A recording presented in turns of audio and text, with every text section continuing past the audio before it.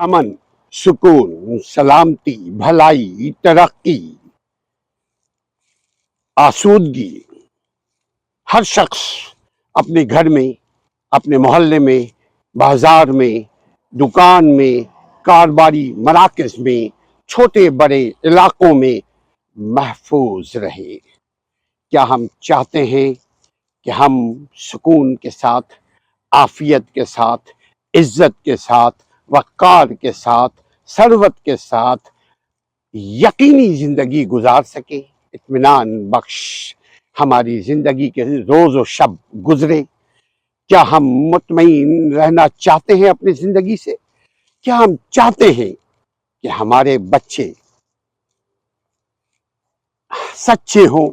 کیا ہم چاہتے ہیں کہ ہمارے بچے نیک، صالح،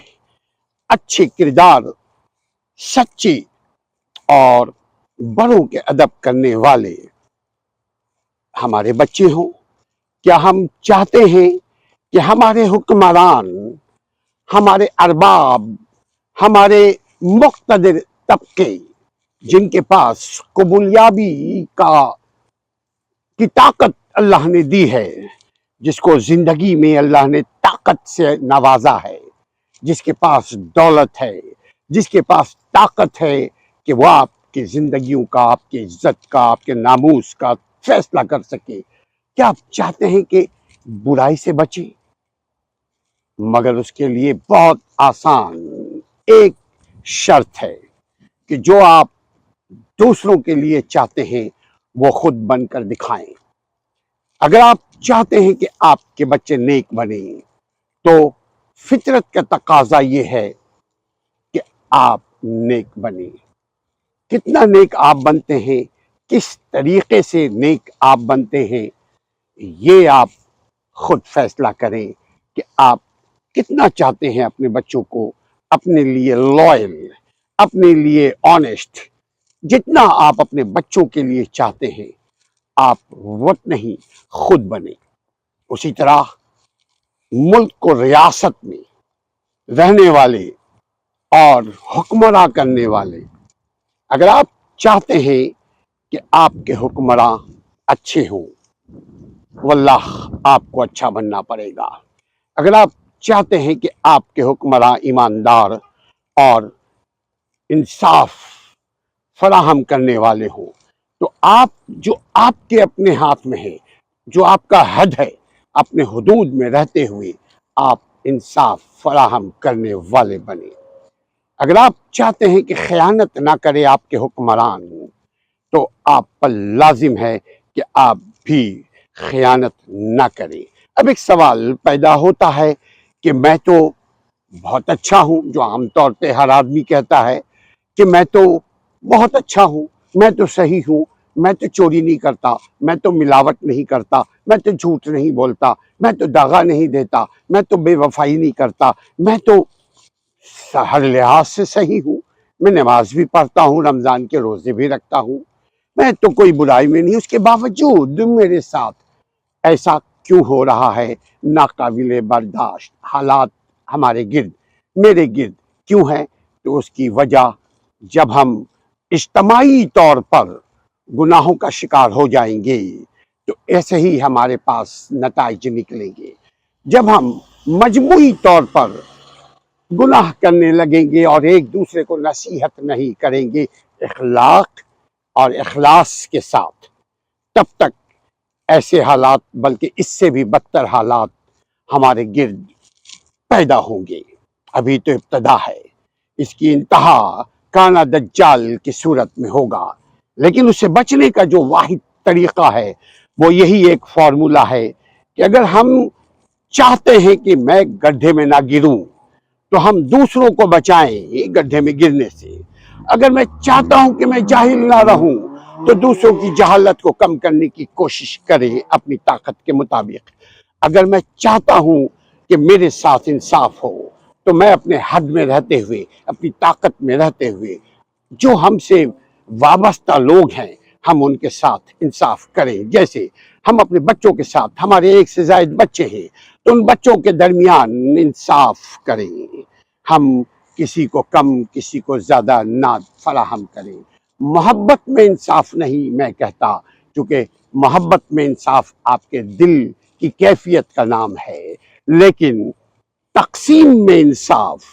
معاملات میں انصاف، رویوں میں انصاف، یہ آپ پر لازم ہے۔ جب آپ انصاف فراہم کریں گے آپ کے ساتھ انصاف ہوگا، اور اگر مجموعی طور پر پورا معاشرہ ہمارا بگڑ چکا ہے، انصاف نہیں مل رہا ہے، میں تو انصاف پسند ہوں، میں تو رویوں میں بھی انصاف برتتا ہوں، معاملات میں بھی انصاف کرتا ہوں،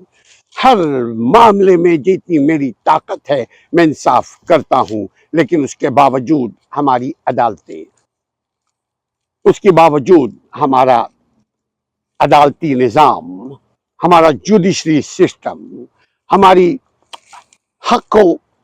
باطل کے درمیان جو ترازو لٹکا ہوا عدالتوں کے سامنے ہے، اس میں بے ایمانی کیوں، اس میں خیانت کیوں؟ اس کی وجہ یہی ہے کہ ہم نے شروع سے امر بالمعروف و نہی عن المنکر کا کام نہیں کیا۔ ہم نے میٹھا میٹھا کیا، یعنی خود اچھے بنے رہیں مگر اچھائی کی درس نہیں دی۔ ہم خود اچھے رہیں مگر اپنے اخلاق پر توجہ نہیں دیا کہ اخلاق میں رہتے ہوئے، اخلاص کے ساتھ، محبتوں کے ساتھ، حکمت کے ساتھ، علم و تدبر کے ساتھ ہم نے اچھائی کو نہیں پھیلایا، ہم نے محنت کے ساتھ، توجہ کے ساتھ اچھائی کو نہیں پھیلایا، انصاف کو پروان نہیں چڑھایا، تو کیا ہوگا؟ یقیناً معاشرہ بگڑے گا، میں صحیح ہو جاؤں گا تو مجھے اس کا اجر انشاءاللہ تعالی قیامت کے دن ملے گا، لیکن جس دھرتی پہ میں رہتا ہوں، جس زمین پر میں چلتا ہوں، جن لوگوں کے ساتھ میرے رابطے ہوتے ہیں، جو لوگوں کو اللہ نے ہمارے لیے رشتہ دار بنایا ہے، جن لوگوں کو ہمارے لیے اللہ نے کفالت کے لیے بنایا ہے، وہ کم از کم ان تک ہم حق و انصاف کی بات پہنچائیں، مگر رول ماڈل بنتے ہوئے، اچھائی کو پھیلائیں مگر خود بھی عمل کرتے ہوئے، سچائی کو پھیلائیں مگر خود بھی سچائی پہ قائم رہتے ہوئے، نرمیت کو پھیلائیں لیکن خود بھی نرم رویوں کو اختیار کرتے ہوئے۔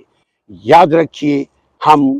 جیسا جس کے لیے گڈھا جیسا کھودیں گے، اسی گڈھے میں آج ہو یا کل ہو ہم گریں گے۔ اس لیے بہت ضروری ہے، عوام جیسے ہوتے ہیں، یہ ایک محاورہ نہیں ہے، یہ حقیقت ہے، یہ نظام فطرت ہے کہ جیسے عوام ویسے حکمران، جیسے روح ویسے فرشتے، جیسی سوچ ویسے عمل، اور جیسی سوچ ویسی برکت۔ اسی لیے اپنے سوچ کو مثبت بنائیے، اور اس کا بہترین طریقہ ہے وہ یہ کہ آپ اپنا جج خود بھی بنے، دوسروں کے جج نہ بنے، آپ دوسروں پہ فتوی صادر نہ فرمائیں، آپ اپنے اعمال کی اکاؤنٹیبلٹی خود کریں، اور اپنے اعمال کی اکاؤنٹیبلٹی کرنے کے لیے اپنے اچھے دوستوں کو اپنے گرد رکھیں، اچھے استادوں کو سے بنا کر رکھیں، اچھے لوگوں کے ساتھ بنا کر رکھیں جو آپ کا محاسبہ کریں۔ مگر جو شخص بھی محاسبہ کسی کا کرتا ہے اگر بدتمیزی کے ساتھ، تو سمجھ لیجئے کہ وہ محاسبہ نہیں کر رہا ہے، اپنی بڑائی کا، اپنے تکبر کا، اپنے ایروگن کا مظاہرہ کر رہا ہے۔ اسی لیے بہت ضروری ہے کہ آپ کتاب سے جڑیں، بہت ضروری ہے اچھے اخلاص پسند، اعمال پسند، اچھے رول ماڈل کو آپ اپنائیں، اور سب سے بڑا رول ماڈل ہمارا اور آپ کا نبی کائنات، نبی محترم، آخری نبی محمد کرم صلی اللہ علیہ وسلم ہیں۔ کوشش کیجئے کم از کم اللہ کے نبی کی اخلاق حسنہ کو پڑھ لیں، اور اگر خود نہیں پڑھا تو کوشش کریں کہ جو پڑھا ہوا ہے مگر اس کے زندگی میں جہاں نبی کے اخلاص، نبی کی سنت مبارکہ کی پیروی کا نام آتا ہے، وہی یاد رکھیے کہ کہ وہ کسی بدعت کا مرتکب نہ ہوا ہو، وہ کسی ایڈیشن کا مرتکب نہ ہوا ہو، وہ کسی ایڈ کرنے والا اسلام جو ہے یہ مکمل ضابطۂ حیات ہے، اسلام مکمل زندگی کا اصول ہمیں دیتا ہے، نصب العین ہے، نقطۂ نظر اسلام ہے۔ تو اسلام ایک پیکج لے کر کے ہمیں فراہم کرتا ہے، بچے سے لے کر بوڑھوں تک کو ایک پیکج دیتا ہے۔ اس پیکج کو سمجھنے کے لیے دو طریقے ہیں، یا تو ہم خود اس پیکج کو پڑھیں، یعنی قرآن کو ترجمے سے پڑھیں، اور نبی صلی اللہ علیہ وآلہ وسلم کی حیات طیبہ، نبی صلی اللہ علیہ وآلہ وسلم کی زندگی مبارک کو ہم پڑھیں۔ اور پڑھنے کا بہترین جو کتب ہے وہ حدیث مبارکہ ہے۔ بدعت سے، خرافات سے، شرک سے، فساد سے بچیے، زندگی آسان ہو جائے گی۔ ہم اگر دوسروں کو نہیں بدل سکتے، خود کو بدلنے کی کوشش کریں۔ آج ہم زندہ ہیں، ہم بدل سکتے ہیں خود کو۔ جب خود کو بدلیں گے، بہت سارے لوگ آپ کو طنز کریں گے، تانا دیں گے، شکوے کریں گے، برائی کریں گے، آپ کو اپنی طاقت، اپنی حیثیت کے مطابق آپ کو تنگ کریں گے۔ آپ برداشت کریں گے تو آپ کا معیار بلند ہوگا، آپ برداشت کریں گے تو آپ کی عزت اور توقیر میں اضافہ ہوگا، آپ برداشت کریں گے تو رب راضی ہوگا۔ مگر برداشت ایک حد ہوتی ہے، برداشت کا مطلب اس صحبت سے بھی دور ہو جائیں، برداشت کا مطلب ایسے لوگوں سے آپ پرہیز کریں جو آپ کو آپ کے رویوں سے دور کرے، جو آپ کو اخلاق سے دور کرے، جو آپ کو اچھائی سے دور کرے۔ اپنا اور اپنے رویوں کا، اپنا اور اپنے اخلاق کا، اپنا اور اپنے بچوں کے اچھے اوصاف کا خیال رکھیے، چونکہ آپ اپنا خیال جتنا رکھ سکتے ہیں واللہ کوئی اور آپ کا ایسا جیسا آپ چاہتے ہیں ویسا خیال نہیں رکھ سکتا۔ اچھے لوگوں سے رابطے اور اچھے لوگوں سے تعلقات آپ کو اچھا بنانے میں مدد کرتی ہے۔ اگر آپ مزید چاہتے ہیں کہ ایسی ہی اچھی اور بہتر، اس سے بھی بہتر چیزیں آپ دیکھیں، پڑھیں، تو آپ قرآن حدیث کو پڑھیں اور ہمارے ویب سائٹ کو بھی وزٹ کر سکتے ہیں۔ اچھے کامیاب زندگی کو گزارنے کے طور طریقے، سلیقے گفتار میں اور تحریر میں دیکھنا چاہتے ہیں تو legalrightsactivist.org کو وزٹ کریں، پڑھیں، مشورہ دیں، ہمیں بھی، ہماری بھی اصلاح کریں، خود بھی اصلاح اپنی کریں، اپنے بچوں کی بھی اصلاح کریں اور میری بھی اصلاح کریں۔